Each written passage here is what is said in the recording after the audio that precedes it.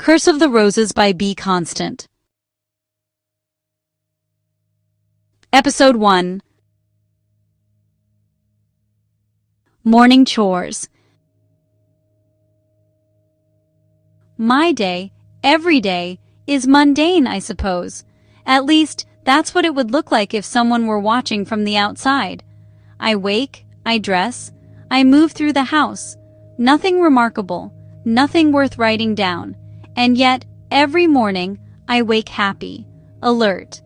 My eyes open easily, without resistance, as if they've been waiting. It's a brand new day, untouched and generous. There's so much to do. I can't waste a moment. What a wonderful day. I dress carefully. The order never changes. I don't need to think about it anymore. My hands already know what comes next. Fabric slides over skin, buttons meet their holes, seams align.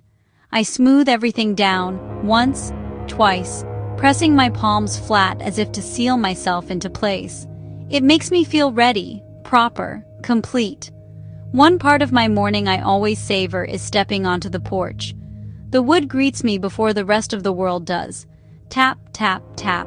The sound is gentle but firm, rhythmic in a way that feels intentional, like it's answering me. Every morning the same pattern. Tap, tap, tap. It gives life to the house. Sometimes it feels like a dance, small, private, just for us. The birds are already awake, arguing cheerfully with one another from the trees. Bees drift lazily through the air, their buzzing low and steady, like the hum of a distant machine. Water drips from the fountain in a patient rhythm. Somewhere nearby, dew slips from a leaf and brushes my ankle, cold and fleeting. I pause there, letting it all happen at once. The sounds, the damp air, the smell. I breathe deeply, filling my lungs until my chest aches just a little. It's pure joy. I'm awake again. I'm alive. I linger on that thought, turning it over slowly, the way one might worry a smooth stone between their fingers. I'm grateful. I am truly blessed. I make my way to the roses next. I always do. It's not something I schedule. It simply happens, like breathing. Today, I notice the fountain before anything else. The water line has reached the mark. My mark. I carved it myself long ago, steadying my hand against the stone, pressing harder than necessary. Time has softened it, worn it smooth, but I know exactly where to look. The water kisses it perfectly, as if guided there. That means it will soon be time. Time for what? I don't ask that question anymore. I already know the answer, even if I don't always like to linger on it. Time for everything to happen all over again. I turn back toward the house and begin making my list. There's always a list. I make it the way I was shown. Neat, thorough, leaving space for things that might be missed. I walk slowly from room to room, listening carefully. Floorboards murmur beneath my feet. A window frame sighs when I press against it.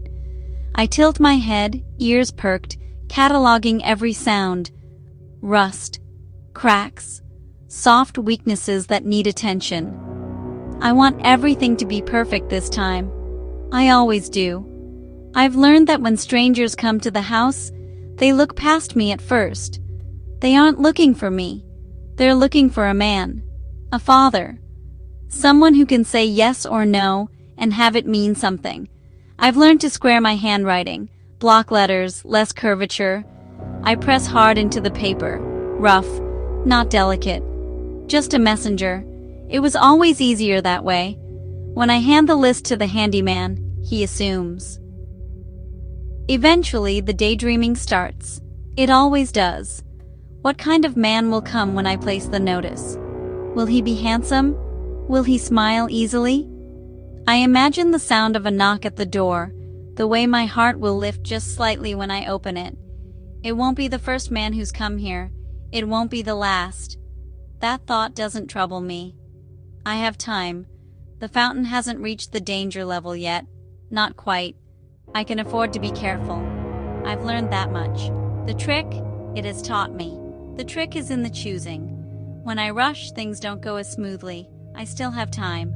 When I hesitate too long, desperation creeps in, and desperation leads to mistakes. But when I choose well, when I'm patient, the results are richer, more plentiful. The roses respond better. They always do. Strong, young, ripe, just ready to be plucked. I stop beside the roses and let my fingers hover just above their petals. They tremble faintly, vivid with color, alive in a way that feels almost expectant. They are beautiful, achingly so. But beauty, I've learned, is fleeting if it is intended properly. I breathe them in, deep and slow, until the scent settles somewhere behind my eyes and everything else grows quiet. And as always, standing there with the morning still clinging to my skin, I understand what is at stake. Soon, I will have to choose again. And when I do, you'll want to see it, won't you? The next chapter is waiting. Subscribe to follow along.